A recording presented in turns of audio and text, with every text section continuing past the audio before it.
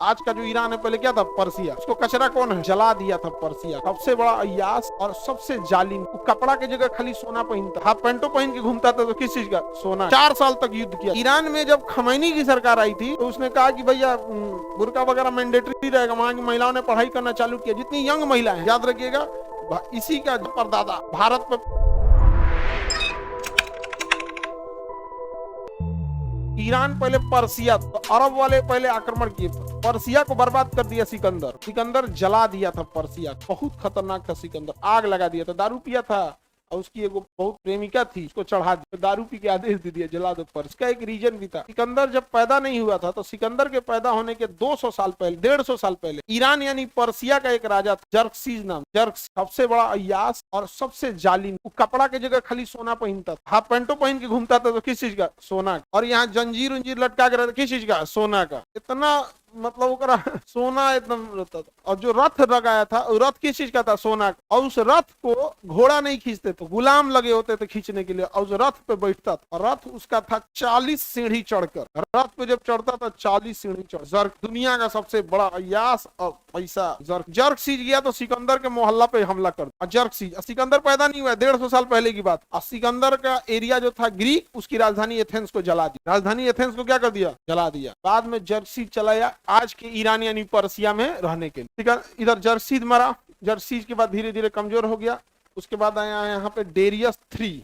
कौन आया, डेरियस 3। यहाँ पे राजा हो गया डेरियस 3। याद रखिएगा, इसी का जर्सीज का परदादा भारत पर आक्रमण करने वाला पहला राजा रहता है। भारत पर आक्रमण करने वाला वही पहला राजा रहता है। उसके बाद में हम चर्चा करेंगे। अभी यहाँ बताते, सिकंदर आया, और सिकंदर जब हुआ तो पढ़ा कि हमारे पे हमला कौन किया, ये पर्सिया वाले हम पे हमला किए। तो आया सिकंदर की सेना लेकर, मारा पूरा पर्सिया को खत्म। जर्सीज किधर है, क्या मारा उसको, मारे 150 साल हो गया, कोई बात नहीं, इतिहास जला पूरा पर्सिया को मार खत्म कर। पर्सिया पूरा, आज का जो ईरान है पहले क्या था, पर्सिया। उसको कचरा कौन है, सिकंदर। उसका सिकंदर रात में थक के 4 साल तक युद्ध किया। 4 साल में पूरा पर्सिया को, जब उसकी राजधानी पहुंचा तो थका हुआ था, तो उसकी जो सचुरन सब की पहले बहुत प्रेमिका होती, वो दारू पी रही थी, उसी में चढ़ा दी। क्या राजा है, आपका पूरा खानदान जलाया था यही जर्कसीजवा।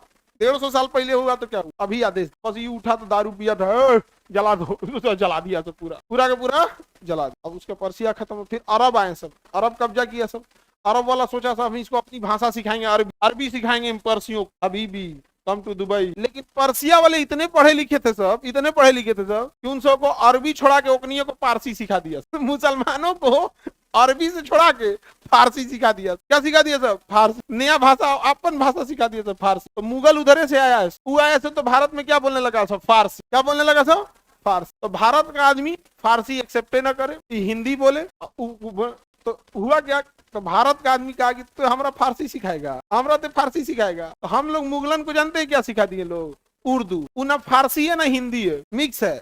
तो उर्दू का जन्म कहाँ हुआ है, वो गलती से फारसी और हिंदी का मिश्रण हो, वो अलग हो गया। लड़की सब समझदार होती है, इस सब में लड़की समझदार हो गई, लड़कवा नहीं मानता है। कितनो समझाएंगे, आने जाएगा फिकना पहाड़ी पे कोनो कर दी तो ले खत्म, तबाह। लड़कियां मान जाती है, सब लड़कियां सब समझदार होगी, सब देखेगा मुझे कितना दिन गिर गए, जिंदगी भर बेरोजगार रहेंगे, अगर भाई भाग यहाँ से, नहीं समझ आ गया, इन सब चक्कर में नहीं। और लड़की लोग याद रखो, सच में जितना ईमानदारी से ये मेहनत कर रही है सब, वो दिन दूर नहीं कि अगर तुम लोग ऐसे ही घमंड में लापरवाही करते रह गए ना। और लड़कियों को जो देखो, लड़कियों के ऊपर मोटिवेशन क्यों, उनके आगे करो या मरो वाला स्थिति है, नहीं पढ़ेगी, जीवन का पूरा सपना टूट के बिखर जाएगा।